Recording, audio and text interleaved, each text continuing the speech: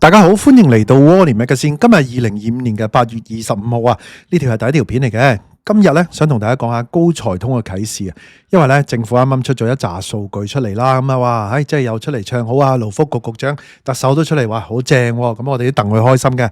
但係咧係咪真係咁正咧？係嘛？因為點解咧？我又見到咧原來嗰個續簽咧得54%，喺1年前咧，我哋睇佢個就業率咧，亦都係得54%喎。即係其他人都揾唔到嘢做定係點啊？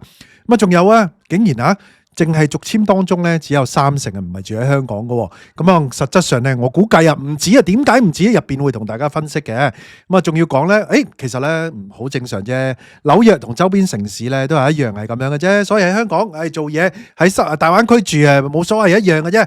點解一樣咧？咁啊有個關口嘅喎，香港係嘛？紐約冇關口啦。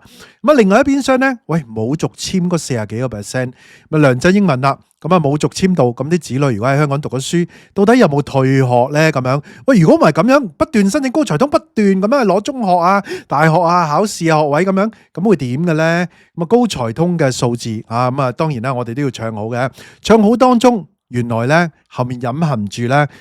改聘內地人咧成為一種趨勢，到底個 mechanism 到底係點嘅咧？不如咧我哋去片同大家一路講呢個數字，一路探討啦。喺開始之前，希望大家免費訂閱我頻道 ，subscribe 我 channel，comment like 同埋 share 埋俾你朋友啊！如果可以嘅話咧，免費 join 埋我 Patreon 作為後備。行有餘力嘅話咧，可以喺 Patreon 嗰度咧每個月請我飲咖啡嘅噃。另外咧，我有一個最高級別嘅會員，咁有額外嘅內容啊，敏感嘅議題同埋一啲付費嘅內容俾大家嘅，多謝大家。另外咧，李家超話咧，佢話佢當然希望咧。高才通嘅人嚟香港咧，可以長期留港啦，係嘛？咁我哋都希望啦，因為佢起碼買樓成日等等喺度消費，長期喺度，唔係話住喺大陸係嘛？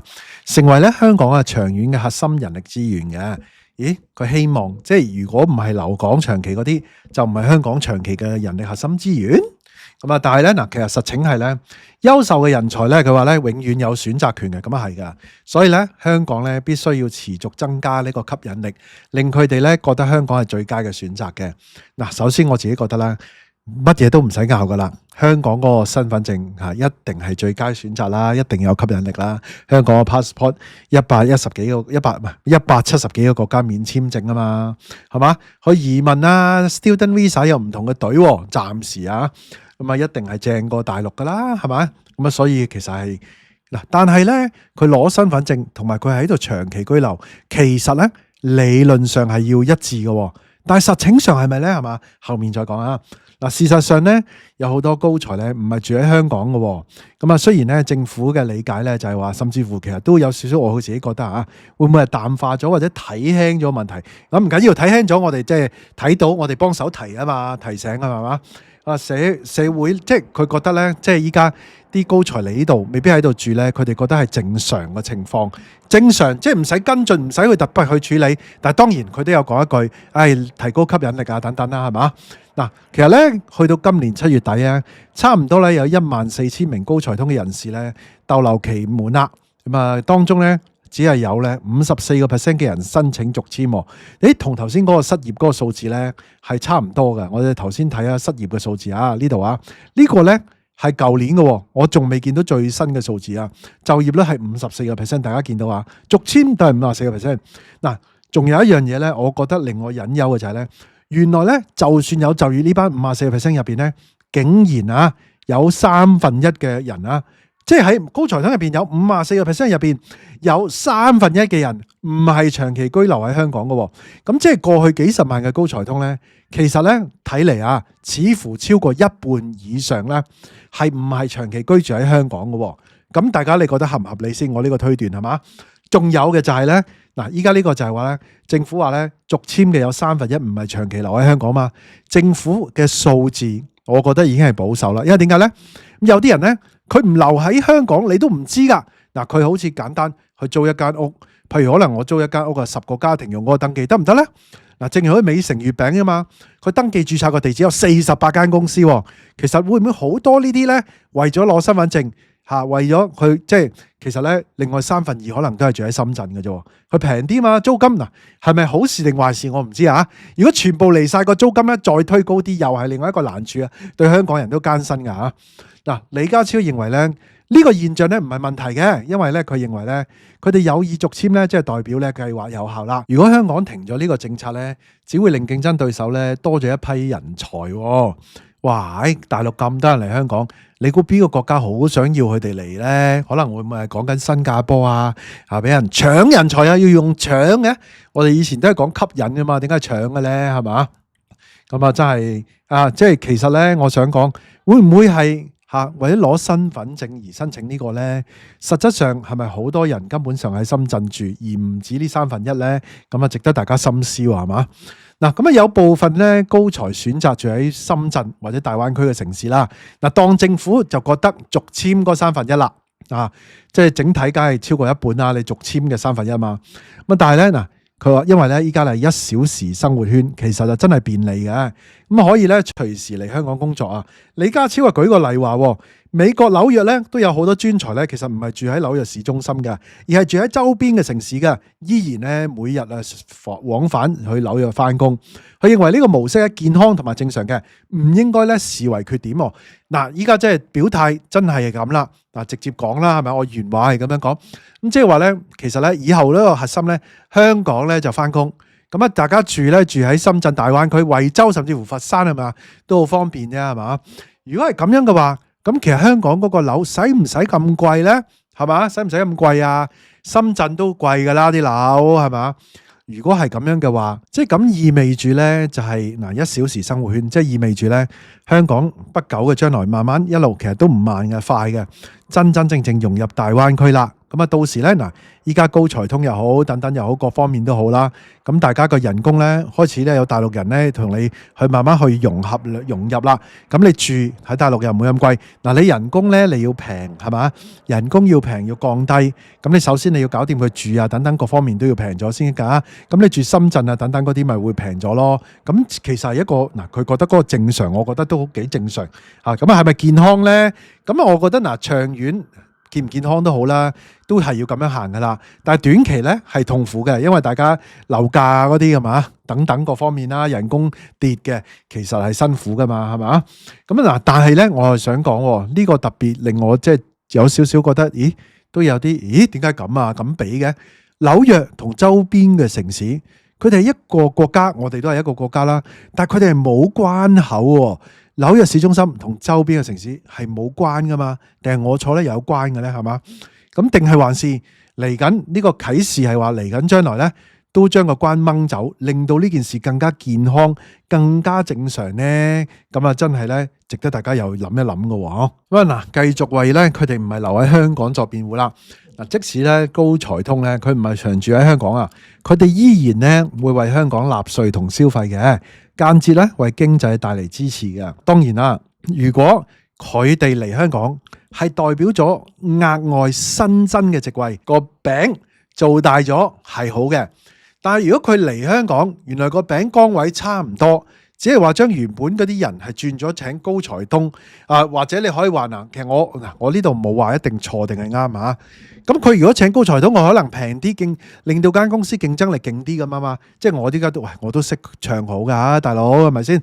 我可以咁講啊嘛，係嘛？只係你原本嗰班人個競爭力唔夠，或者係人工要低，你先再做。咁其實人工或者係乜嘢人工調低，係真係令到成個城市競爭力增加嘅。會唔會係咁樣呢？係嘛？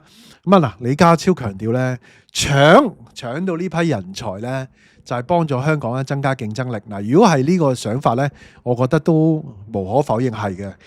千般不願，唔同嘅人睇有唔同嘅感覺啦，都係一個咁嘅情況係嘛？嗱，因為咧全球都爭奪緊人才，香港唔可以落後嘅。好啦，咁啊香港落後咧，其實唔係就係人工貴嘅。你嗰啲樓啊貴，咁啲人才住屋啊貴，咁你都要解決呢個問題㗎。咁啊嗰啲商鋪啊、寫字樓啊，都仲係租金好貴。嗱，依家成日講咧寫字樓崩堤咧，其實咧高位啊甲級寫字樓由86蚊 IFC 嗰啲86蚊跌到100蚊。喂，大佬，新加坡咧同樣甲級嗰啲咧，同樣地段嗰種類比嘅地段咧，人哋60蚊租金嘅啫。咁呢啲係咪又係影響競爭力咧？係嘛？咁你要解決埋嗰啲問題喎，一日解決一個問題喎，係嘛？嗱，咁啊好啦，如果佢哋嚟係取代咗原本嘅人嘅工作崗位，而令到佢哋有 GDP 貢獻，咁呢個咧唔係 additional 將個餅做大咗。咁呢個值得深思喎，即係淨係睇佢貢獻咗1.2%，但係冇睇佢嚟咗之後，原來原本嗰班人冇咗嗰啲工，或者諸如此類，係嘛？好啦，呢個我姑且擺一邊啦，呢個我係一個問題啊，唔係一個答案嚟嘅。好啦，第二啦，我當佢真係做大咗餅啦 ，GDP 有貢獻，咁啊好嘅 ，OK 嘅。但係咧嗱，唔係冇資源要付出，因為好多高才通咧，佢哋都用緊香港嘅資源㗎啦。譬如佢哋啲子女啊、嗰啲教育啊等等啦，呢啲係嘛？咁啊，即係嗰個即係或者子女喺度，父母又未必留港法，即係可能你話去做工又好嗱，甚至乎有啲冇嘢做，又喺大陸，但係個子女喺呢度做嘢，咁嗰啲就冇貢獻 GDP 嗰啲咧，咁啊點計先嗱？咁我哋提出咧，希望喂政府做得更加好啦，係嘛？即係有咁嘅情況嗱，全國政協副主席啊，國家領導人啊，梁振英啊，近期咧都連續9度撰文咧，直指咧政府啊公布啊高才通嘅數據咧並唔全面啦。咁啊，社會咧應該追問更加多嘅細節。喂，我哋都係社會一部分喎，咁我哋都響應啊，即係國家領導人嗰種啊，即係關心係好喎，唔關心反為驚喎，係咪先？咁啊，所以我哋先夠膽咁樣拍片㗎咋，真係嗱。例如咧，佢話咧放棄續簽嘅高才啦，到底咧有冇已經用身份證安排咗子女喺香港入讀學校咧？如果有嘅話，喂，咁如果佢唔續簽，咁退學問題點樣處理咧？嗱，截至上個月底啊，入境處啊總共批出咗11萬宗高才通嘅個案啊，第一批咧續簽成功率咧只係大概得50%啊，即係頭先54%啦。梁振英推算咧，日後咧仲有大量嘅未續簽個案，新增嘅人口咧可能係高達6萬啦。嗱，我想講高才通唔停啊嘛，繼續嚟，得一半留低，另外一半咧就子女喺度讀書。咁咧，嗰一半咧就有啲希望咧新增崗位啦，有啲就取代原本香港嗰啲崗位啦，係嘛？即係大家競爭啦，競爭係有競爭唔好咩？有競爭有進步啊嘛！捽平啲人工嗰樣嘢都係好事嚟嘅，高過中位數計啦，因為咧低人工嗰紮自然有外勞去取代佢，唔使用高人工嗰紮取代低人工嗰紮，係咪先？咁啊，所以一定係高過中位數噶。頭先我都講咗啦，係嘛？嗱，咁啊，梁振英嘅擔憂就係咧，大量增加人口同埋未續簽呢個情況咧，新增嘅人口咧，會對啦教育、房屋、醫療、公共資源咧構成咧非常之龐大嘅壓力噶。佢提醒咧，搶人才咧係社會大事，如果香港人對咁大件事漠不關心咧，反為係更加大嘅隱患嘅。咁我都同意噶呢個，咁啊都好好啊，係咪肯幫手啊？提現任嘅政府啦。嗱，李家超啊表示，整體計劃個運作咧符合要求啦，哎呀唔使擔心啊，符合啊，佢滿意啊，掂晒啊，即係咦覺得掂，即係佢又冇乜嘢要改係嘛？但係咧仍會唔係冇乜嘢要改，都有補，即係做官所以唔同係嘛？官即係咁高人工係有佢道理嘅。佢話咧仍然咧會繼續研究優化嘅空間嘅，持續咧改善政策嘅。佢強調咧香港要保持吸引力，否則咧就會咧輸俾啊國際競爭對手，真係驚新加坡啲人搶大陸人係嘛？驚呢啲啊。咁啊另外咧勞工同埋福利局局長咧孫玉菡補充。咁啊，會按咧特首指示，加強咧海外拓展，同埋吸引更加多嘅國際優秀人才啊！我淨係記得咧，阿奧蘇里雲啊，高調搞完一輪大龍鳳，又話好，又嚟香港，又諸如此類啊，搞到啊國際新聞啊，咩，為咗避稅係嘛？喂，點知依家點啊？去咗中東，驚中東搶大陸人係嘛？咁你都放心啦，如果喺大陸好有錢嗰啲，你都唔使擔心啦，係嘛？好啦，嗱，頭先我講個餅係咪做大咗啦？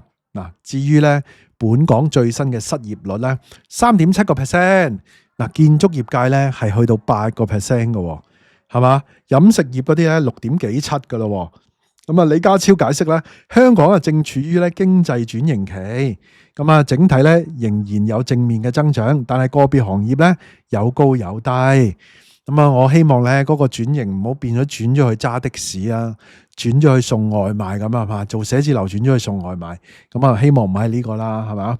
嗱，好啦，譬如咧第二季咧嘅鋪位嗰個租賃數字上升，咁啊當中咧有超過一半咧係屬於餐飲業嘅，咁啊我知道有好多大陸公司咧，大陸餐飲嚟香港開鋪啊，例如大富豪啊，好多間檸檬檬啊嗰啲咁嘅嘢啦，好多嚟租鋪嘅吓，咁啊。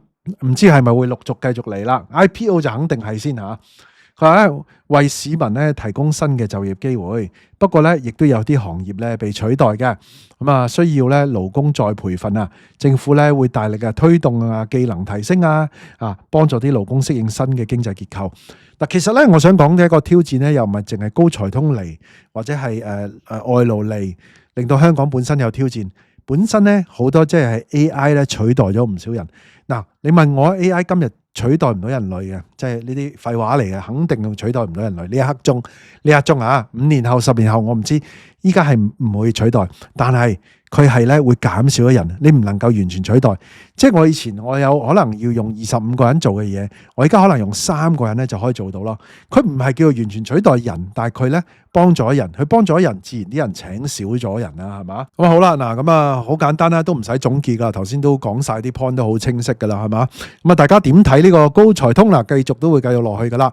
咁嗱，我自己覺得咧，講即係簡單啲一句去總結咧，就係其實融入大灣區啦，嚟緊係嘛？咁你將啲人工去催同啊，其他嘅最緊要係嗰啲物價啊，或者租金啊，嗱租金依家升緊好多啦，係嘛？嗰個即係樓價就係商業鋪頭啊，等等各樣嘢催同，咁啊拉平翻去國內嗰個，咁先至係真真正正嘅融入。而咧你未係催同咧，你個過程大家係跌落去嗰個時間仲係痛苦，個競爭力咧又未夠人競爭喎，起碼未夠大陸競爭先啦，係嘛？好啦，咁啊今集內容差唔多啦，大家有咩睇法咧？不妨喺下底留言啦。大家都聽到嚟呢度啦，希望大家 like 埋呢條片啦 ，share 埋俾朋友，記得未 subscribe 嘅要 subscribe 埋啊，可以嘅話 join 埋我 Patreon啦。多謝收看，拜拜。